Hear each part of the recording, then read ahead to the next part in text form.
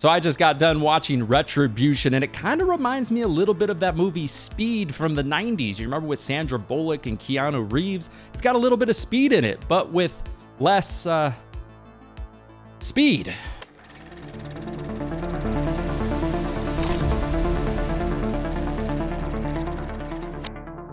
Welcome on in, everybody. Grab a seat because today I'll be reviewing the newest Liam Neeson movie, Retribution, which I just saw on its opening night last night. And I mean, this movie proves that sometimes it's just not your day, man. I mean, this guy's got a bomb in his car halfway through the movie. His wife drops a bomb on him, and sometimes you just gotta go back to bed and just restart and come back the next day. All right, now quickly, I'm gonna give you a basic plot synopsis of the movie. A bank executive receives a bomb threat while driving his children to school that his car will explode if they stop and get out. Oh, and by the way, don't forget to subscribe to the channel, and also all of my social media links will be down below in the description if you wanna go and follow me over there. All right, now first, I wanna start off with some things I think the movie did well, and I wanna start by talking about the intro to the movie, which in my opinion, does a pretty good job building the characters' backstories and kind of helps you to kind of see the family dynamic at home and what their kind of current status is with each other and what's just going on with the characters. So hopefully later on in the story,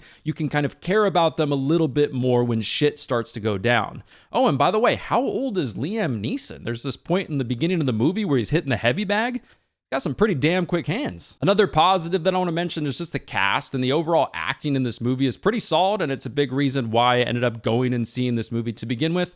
Obviously, we've got Liam Neeson, who's a legend, and then Liam Neeson's son is played by Jack Champion, who's done a lot of big stuff recently. He was in the most recent Avatar movie. He was in Scream 6, and then his little sister does a good job in the movie as well. And then their mom, I recognized her right away. I was like, oh, that's the lady from Matilda, the movie from the 90s. Love me some Matilda, hell yeah. But anyways, you've also got Matthew Modine from Stranger Things. He plays the kind of the lead scientist in Stranger Things. You probably remember him. But overall, the cast in this movie is pretty solid. Also, a quick little shout out to Jack Champion, who wears like these like 1990s replica headphones throughout the entire movie. Hell yeah, a little throwback there. And I do want to mention the runtime of the movie, which I know is kind of cliche right now. We've been getting so many long movies recently that I feel like everybody's like, yay, we get a 90-minute movie. This is amazing. But I do want to mention, because it's a positive to me, this movie's 90 minutes and we get kind of in and out pretty quickly, which is kind of nice. Another positive that I want to mention is I like how the villain somehow manipulates the police, his friends, his family, his coworkers to kind of turn on Liam Neeson's character, Matt, in a way. And throughout the movie, you're kind of wondering, how's he going to get out of this? How's he going to clean up his image? What's going to happen with this whole situation?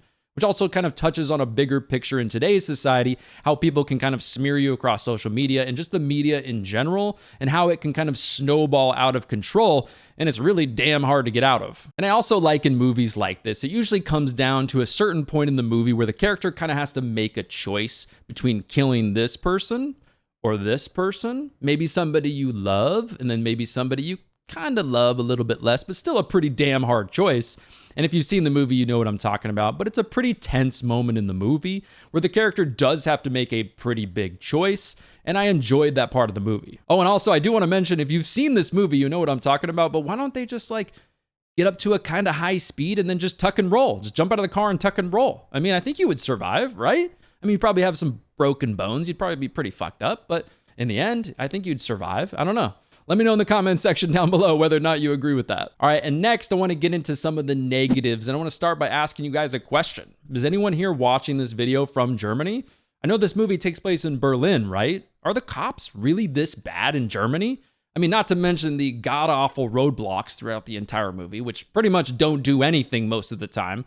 But there's also a moment in the movie where they kind of escape the cops, and then it's just like dead quiet for a huge portion of the movie. The entire city is supposedly looking for this person, and then nothing's really happening. Like, where are they? Is everybody just taking like a little coffee break or something like that? But the cops throughout the movie are just not good. And I know I mentioned earlier how I enjoyed how the villain is manipulating society to turn on Liam Neeson's character, but I wish in the movie they would have shown more of how the villain is going about doing that. I know in the movie they do show some moments that would lead you to believe why the police do think that Liam Neeson's character is doing what he's doing, but I wish the script would have came up with some more unique kind of witty ways to tip off the media, tip off the newspapers, whatever it is, to lead them to believe this character is as bad as he wants them to be. I just wish they would have came up with some more unique ways that, show how society is being manipulated in the movie. And another negative that I want to mention is I wish they would have implemented the negotiator character a little bit earlier on in the story.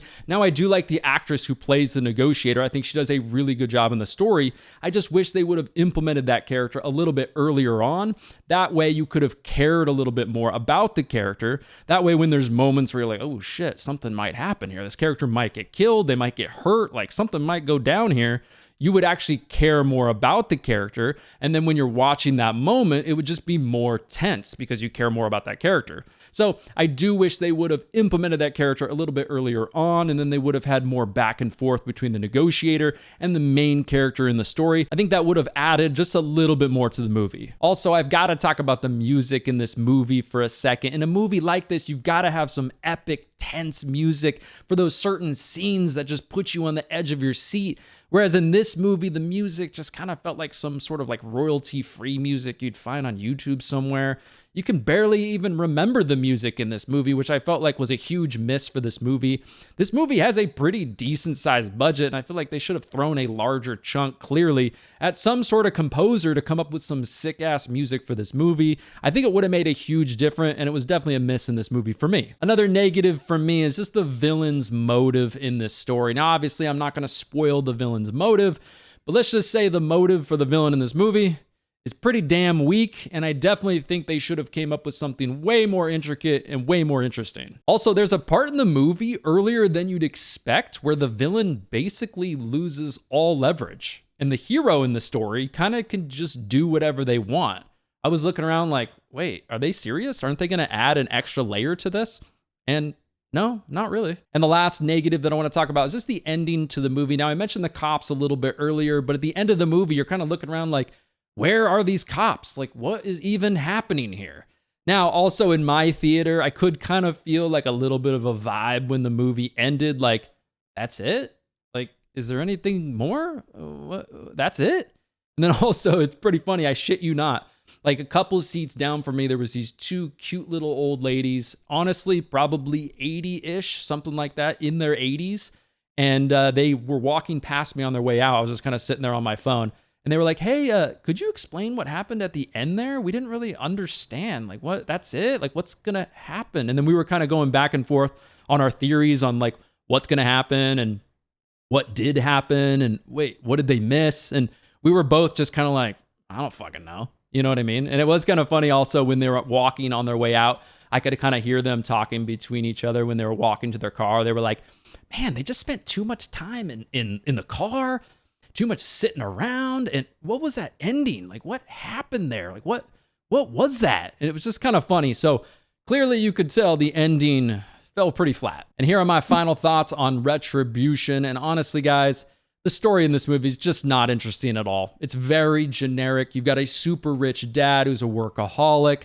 He doesn't pay enough attention to his kids. He doesn't pay enough attention to his wife. They kind of hate him a little bit right now because he just works way too much. He's super rich. On his journey to get rich, he probably pissed off a lot of people, and now he's got to pay up for some of the bullshit. It's very generic. The movie had some tense moments, I guess. I would say the demographic for this movie is probably a little bit of an older demographic. When I walked into the theater, I was kind of surprised. I looked around and I was like, damn, I'm like the youngest person in here. And there's nothing wrong with that at all, but I would imagine this movie is probably a pretty good movie for a cardiologist to recommend. Like, hey, you've got an older ticker. You probably shouldn't go and see the new Mission Impossible movie. That would probably be a little bit too much for you. So let's give you this like more toned down action thriller movie that's going to be much more chill.